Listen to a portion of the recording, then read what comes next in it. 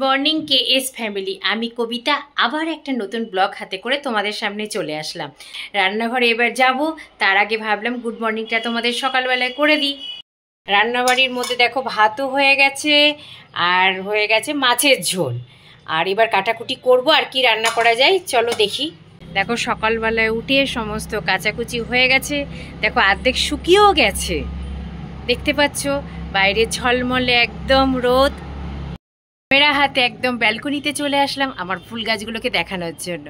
দেখো সকাল সকাল ঘুম থেকে উঠেই দেখছি একদম গাছ ভরে ভরে ফুল ফুটেছে, আর সেটা কি তোমাদের না দেখিয়ে পারি? দেখো জবা ফুল ফুটেছে, এখানে সাদা ফুল ফুটেছে, এখানেও এক গাছ সাদা ফুল ফুটেছে। চলো এবার টুকটাক করে ঘরে যাই। চলো এবার আস্তে আস্তে কাজে হাত দিই। এখনও রান্নাবাড়িটা পুরোটা কমপ্লিট করে উঠতে পারিনি, অল্প বিস্তার হয়েছে, মাছের ঝোল আর ভাতটা হয়েছে। দেখি আর কি করা যায়, ফ্রিজ থেকে বের করি।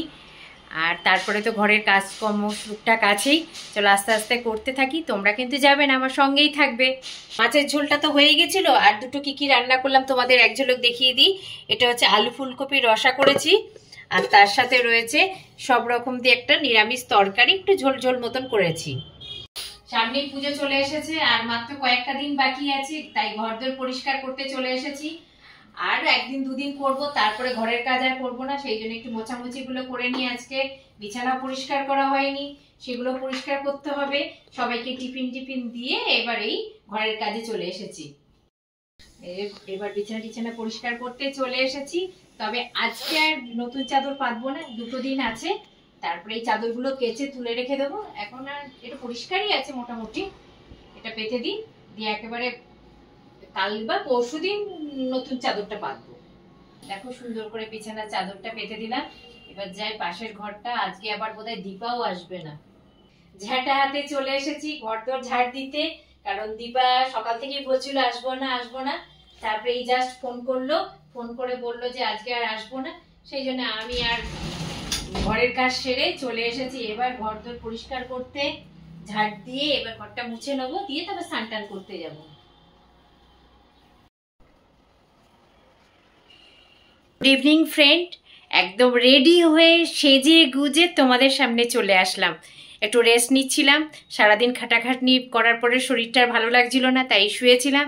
ঘুম থেকে উঠে একদম সেজে গুজে তোমাদের সামনে চলে এসেছি। এখন যাচ্ছি বন্ধুদের সাথে পার্টি করতে। চলো যাই, ওখানে যাব আর তোমাদের সাথে দেখা করব। চলো এখন যাই বন্ধুদের সাথে পার্টি করতে। সামনেই পুজো এসে গেছে, আর ভালো লাগছে না। বন্ধুরা বললো চল আজকে আমরা মনের আনন্দে ঘুরবো, খাবো দাবো, এনজয় করবো সারাদিনটা। তাই এখন সেজে গুজে বেরিয়ে পড়ছি। চলো আমার সাথে সাথে তোমরাও থাকো। যে আমরা বেরিয়ে পড়েছি এখন ঘুরতে, দেখি মনের আনন্দে যেখানে খুশি যেখানে ইচ্ছা বেরিয়ে পড়বো। প্রি পুজো ভ্রমণ। চলো আমার সঙ্গে কিন্তু থাকতে হবে, আমরা কোথায় কোথায় যাচ্ছি, কি করছি না করছি সব দেখতে হবে।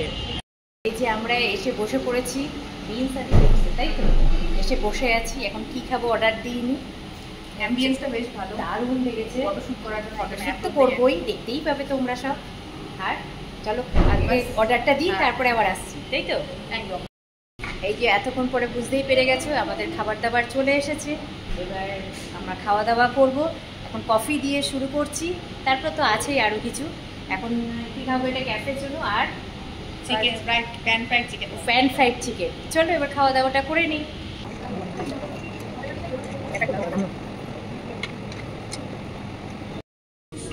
এই যে আমরা আবার চলে এসেছি খাওয়া দাওয়া করতে, ঘোরাঘুরি করে আবার চলে এসেছি কোথায়, আর্সেনালে। এবার খাওয়া দাওয়া করবো।